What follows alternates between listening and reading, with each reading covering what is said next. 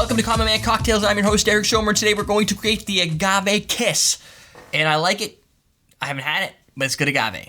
And that's equal to tequila. So what we're going to be using is, and this is going to be, use your best judgment on what you might have, but I chose this recipe because there were different people who called out using añejo tequila, which is going to be 3+ years old.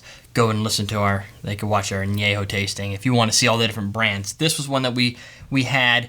This is by far what I would consider my favorite añejo on the planet right now, and nothing has yet beat it, and I use that as my bar to beat.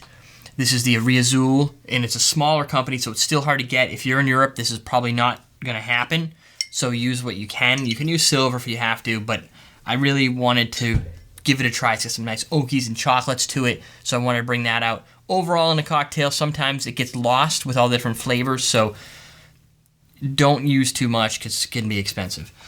We are using Chambord, and we are also going to be using some white cream de cocoa.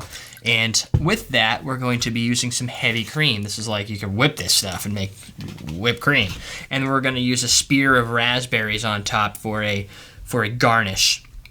And there's our spear. So we're good to go. Cocktail glass, people. Whoa. And it will be a shake and drink. I'm going to shake that for 15 seconds as per recipe's instructions. And we'll build in the shaker. So we're going to add our ice. Whoa. Explosion of agave flavor. All right, let's see. Where should we start? Let's go with the tequila. And we're going to do 2 ounces of the añejo, which is more than all the other ingredients. We're going to use 1 ounce of everything else, 1/2 ounce of Chambord, because it's crazy. You don't need to go all nut house with your Chambord. It usually cuts right through with its flavors anyway. Wow. That right there, 2 ounces. That's probably $30 a shot right there.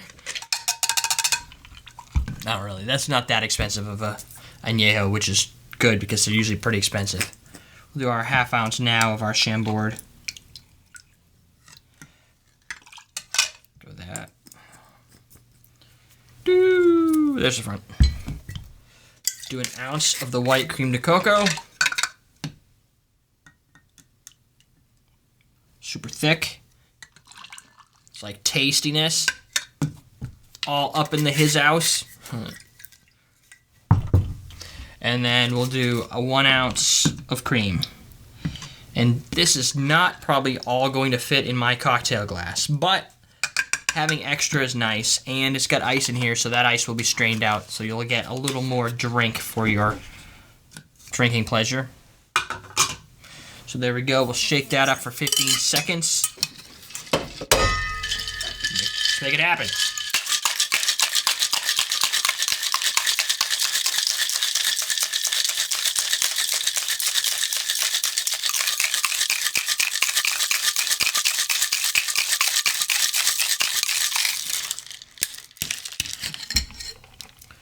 Super cold. Look at that thickness.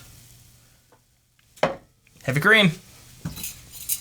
You can also, if you can get this, and I looked everywhere, I couldn't find it. I don't know why, but you can put a white chocolate rimmer on there.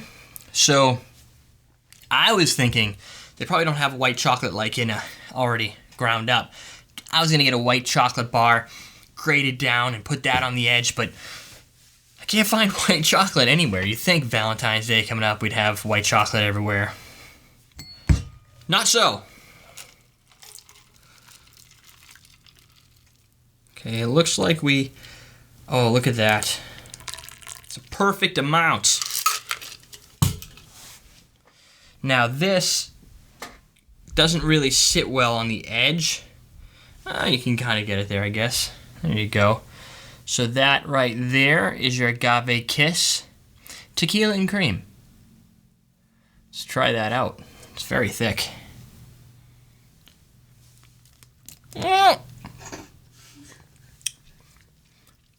Lesson to be had here. Put your garnish in the drink before it splashes and does a cannonball into your cocktail. Or take it off when you drink it. Or take it off. Or eat it.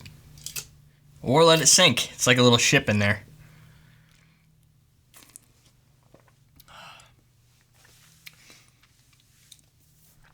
you know what?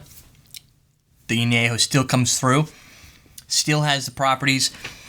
Typically you sip this. All this that's been drunken has been sipped by me and other parties as I've shared some of this stuff because it's just too exciting to keep to myself. And I've had this enough straight, and since I've compared it to other things, I know it's in there. I can taste it in there, and it makes a huge difference. It's very like a dark, almost like a rich chocolate, which pairs well with the actual chocolate. A little hint of oak, and like that agave, that I would say like a pineapple, almost like a ripe pineapple skin taste to it. And then a little hint of Chambord, not too much, only at the end. This is a very complex drink, and the cream really, it's there as a vessel of like texture. Vessel of texture. It really brings the texture to the drink. Little creamy dairiness to it, but not too bad. Obviously, if you have a problem digesting dairy, this would be a bad idea. But for everybody else in the world, oh, you can even smell it. It's just a good, neat little drink. Don't know if Jennifer's going to be a huge fan, but remember, añejo doesn't taste like your standard reposado. It's not as striking. It's aged, it's matured, it's got more complexity to it. So there you go. Isn't that pretty cool? The Agave Kiss. Think about this as maybe something for Valentine's Day. Start early, plan often, or something. I'm your host, Eric Schomer, and we're teaching you how to drink.